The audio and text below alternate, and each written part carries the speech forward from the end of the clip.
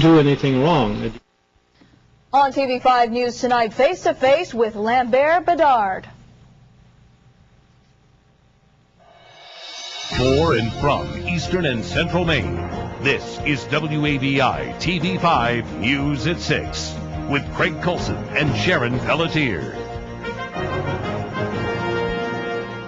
Good evening. Many people in the Katahdin region blame Lambert Bedard for the crisis that forced the closure of Great Northern Paper Company. TV5 traveled to his home in Canada to ask questions that many Great Northern workers would like to ask themselves. We'll have a preview of our exclusive interview coming up on TV5 News. Also tonight, police didn't have to travel far to find a suspected bank robber. We'll tell you how he was tracked down in Skowhegan. And we'll also see how special sensors will help predict flooding along the Kennebec River.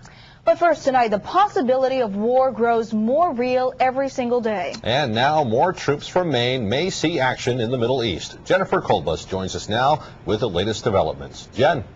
Craig and Sharon, the 1136 transportation company out of Bangor and Sanford was alerted today they could be mobilized. I'm at the Guard Center now and joined with Colonel John Mosher, who's in charge of the unit. Colonel, tell us, what does an alert of mobilization exactly involve?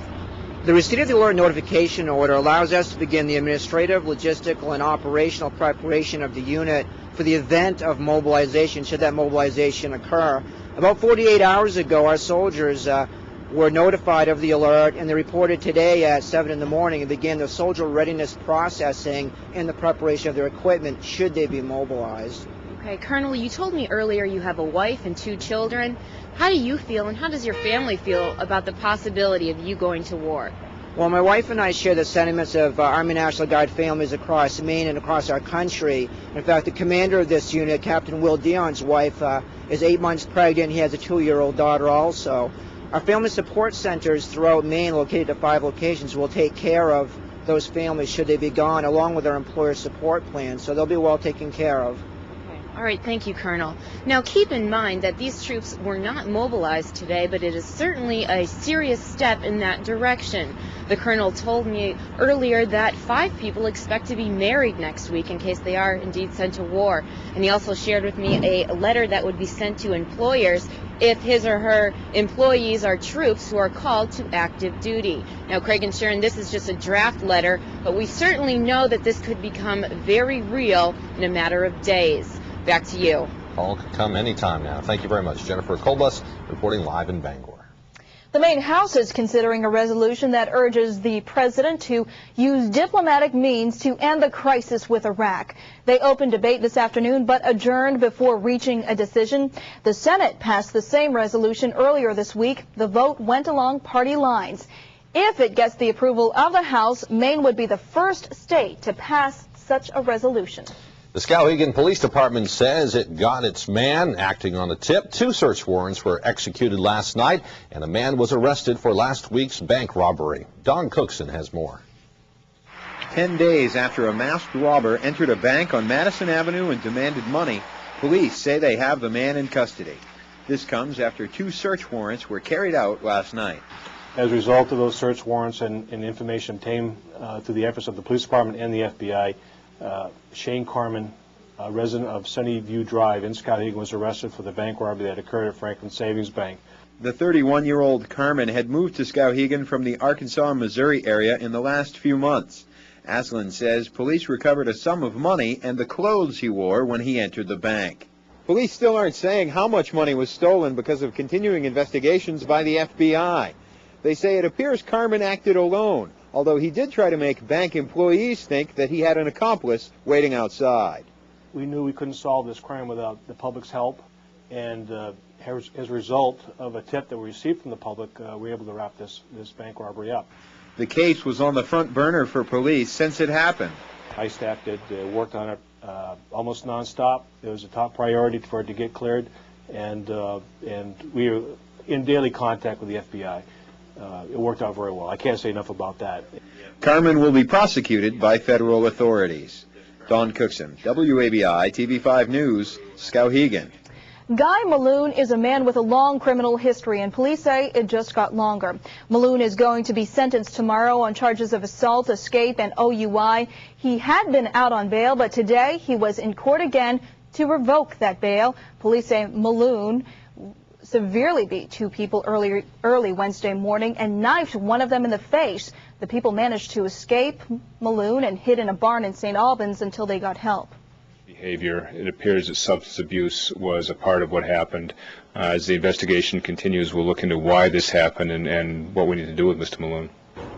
For this latest incident, Malone is charged with aggravated assault, but more charges are likely. Firefighters from several departments battled a stubborn blaze in Sullivan today. They were called to the home on Route 183 shortly after noon. The double wide was full of smoke and flames when they arrived. No one was injured, but a family dog died, despite efforts to revive the animal. The owners have not been identified tonight. Fire investigators will search for a cause. It has been almost a month to the day since Great Northern Paper announced its plan to close for good. Following that announcement, we've heard from workers, retirees, politicians, and local business owners, just to name a few. But one man has remained silent, Great Northern's owner, Lambert Bedard. Tonight, he breaks his silence only on TV5. TV5's Amy Erickson spent the last few days in Canada, where she had an exclusive interview with a man who many say is responsible for Great Northern's demise. Amy? That's true, Craig. Lambert Bedard has refused to talk about the Great Northern bankruptcy saga since it began almost a month ago. That is, until tonight. We traveled to Northern Quebec to get some answers about what exactly happened to Great Northern Paper from the man in charge. We surprised Bedard at his Canadian home. He says he's being made a scapegoat for what happened at the mill. And it's easy to say, well, did this, did that. I didn't do anything of what I'm accused. I didn't cart any money out of the state of Maine in truckloads. That did not happen. Bedard spoke with us at length about what happened at the mill and the accusations against him.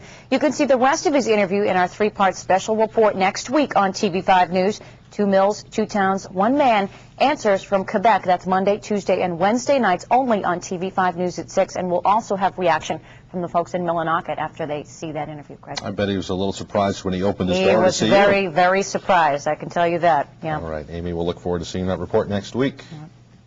Well, coming up next, we'll see how people living on the Kennebec River will be warned about flooding faster than ever before. And later, a special story from Machiasport. TV5 turned the reporting duties over to the kids today. We'll see the results as your local news continues. Central Maine, this is WABI TV5 News at 6 with Craig Colson, Sharon Pelletier, Chris Ewing with the weather, and Tim Throckmorton with sports. Celebrating 50 years of great TV. We are your local news. We may be in the middle of winter, but believe it or not, the state is already preparing for flood season. Well, each spring, heavy water flow can bring big blocks of ice and can force a river to rise above its banks. Let me try that again. Easier for you to say. I know. I'm having a tough time. But this year, the state is keeping an electronic eye on one river. Vivian Bean reports. Early February, and the surface of the Kennebec River is blocked by about 6 solid feet of ice. Hardly the conditions you'd expect to create an overflow. But when the ice starts to move and an ice jam develops, a major flood could be just minutes away. Water can rise very quickly, a foot a minute. You can quickly, within a half an hour, have significant flooding. So the state and the feds have designed an intricate system for monitoring the river, including cameras trained on the water and temperature probes. They're taking a hovercraft out on the river to test the depth of the ice and to bury motion sensors deep within it. The new technology, a little loop of wire. It's like that. This part here connects to the circuitry inside that box, and when this gets pulled out, that indicates that the ice has moved. The motion sensor is really no more complicated than a common burglar alarm, attached to a string attached to the shore. It starts to move, it sends out a signal. That signal goes out to local police, the U.S. Geological Survey, and the Maine Emergency Management Agency, the people who can assess the risk of flood and decide whether to evacuate the area. Having the advanced warning that the ice is starting to move gives officials that leg up on being able to do the right thing for the people in the area. The system can't stop a river from flooding its banks. Almost nothing can do that. But it can give authorities crucial time to step in to save property and even save lives. Vivian Bean reporting. Pretty interesting. I think I want to take that little car for a ride, too. I know, Sounds great. the hovercraft. Well, Tim Throckmorton joins us now with sports, and it's just about tourney time. Prelim games next week. It'll get underway for good in earnest next Friday, a week from tomorrow. So first time the Dexter varsity basketball team has ever played an undefeated regular season. 18-0 girls team will enter the tournament as the top seed in Class C. This afternoon, the varsity girls had a bit of a scrimmage with the JV boys team. That JV team begins its postseason this weekend. Dexter is tall, the girls are, and very agile post players and very athletic guards as well. 8 members of the team were on the undefeated field hockey team, and 7 of these Tigers are in next month's production of Oklahoma. Guard Brittany Veazey has the lead. These girls are in the ballet part, which I'm also part of, and we're all dancing. We need a big group to do it. So it was during basketball season when we started. So we asked them to all do it with us, just for a fun thing to do. Yeah, we're all pretty balanced, so we can do our dancing, and then we can come in, and dancing helps with our balance, yeah. This is another scene from our play where these 3, they act as can-can girls, and they're the bad people in the play. They're not my friends. I don't like them. I'm scared of them in the play. It's a fun scene. They get along great, though. A very talented group in Dexter, 18-0 in the regular season. It'll be an exciting weekend for the LaSalle brothers of Maine Central Institute. Josh, Jake, and Cody have all qualified for the state wrestling championship. Josh is the senior. I kind of actually hoping we could all make it to states, because that was like my dream for senior year, to have us all qualify. You guys wrestle at home in the living room? Yeah, we do that all the time. And who wins those matches? Usually a tag team with them 2 on me.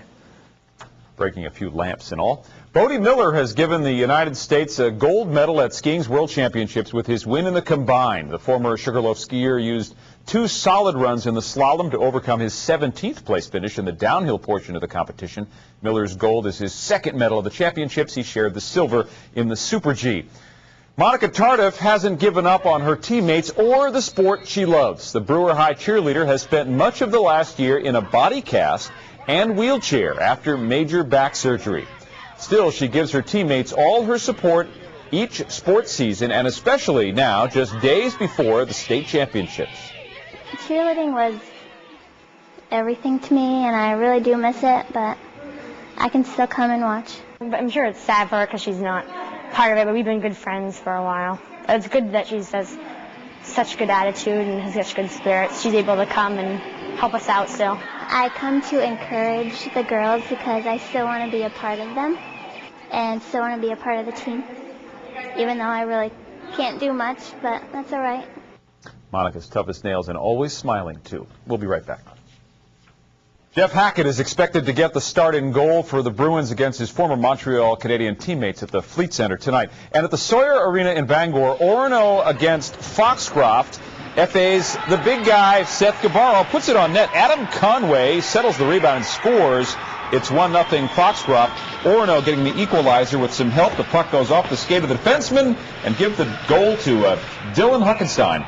But Foxcroft wins it in overtime, the final 5-4, getting near postseason for high school hockey as well. All right. Thank you, Tim. And Chris Ewing, it looked pleasant outside today, but looks can be deceiving because it was awfully cold. Yeah, it was a cold day today, but not quite as bad as it was, say, a little over a week ago and through much of January, but we've got that weather headed back in our direction. Not over the next several days, but by the middle of next week. In the meantime, we've got a couple of very weak snow events to talk about, and we'll talk about that when we come back.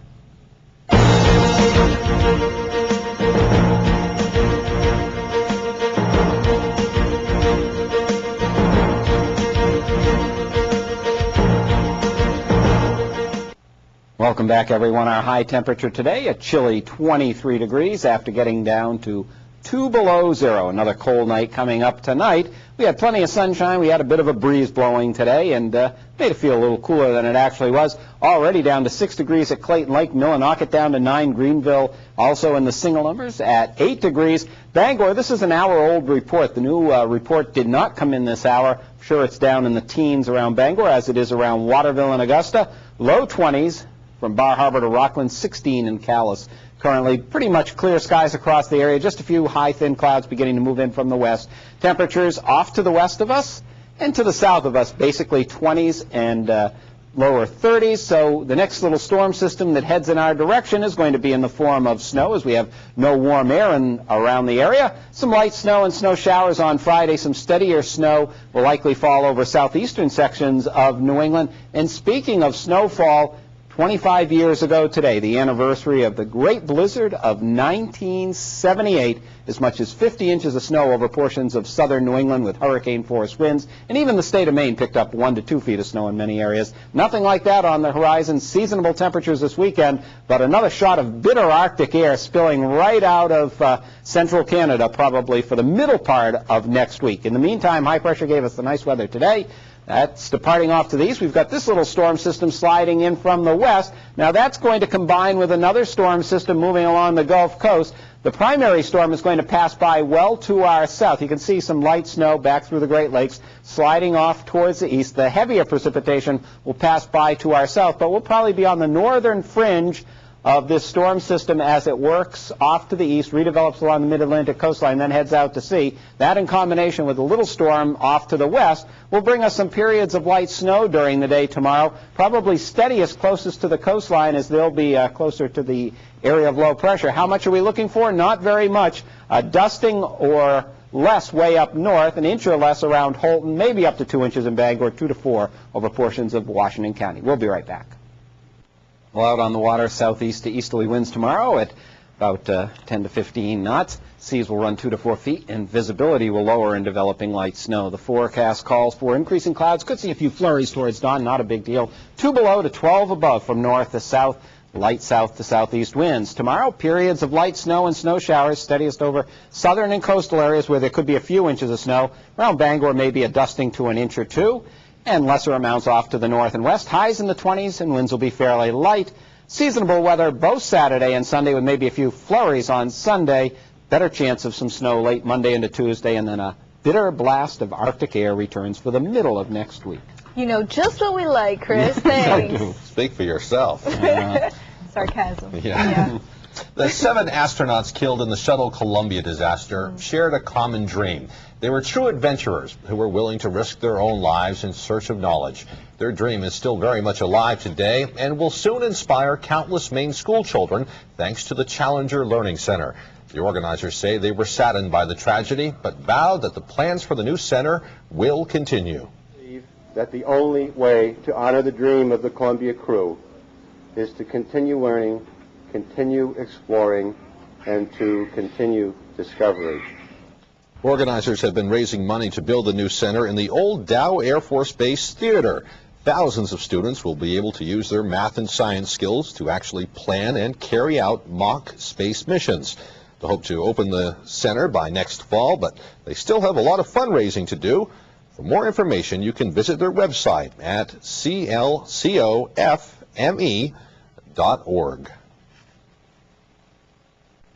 Finally tonight, students in Machiasport are learning what it takes to put on a newscast and how to include local news with national news, sports, and weather. Today they invited one of our crews to their school to see what it is we do here at TV5. And before their visit was over, the students got first-hand experience covering the story. Well, here's future reporter Grace Merritt.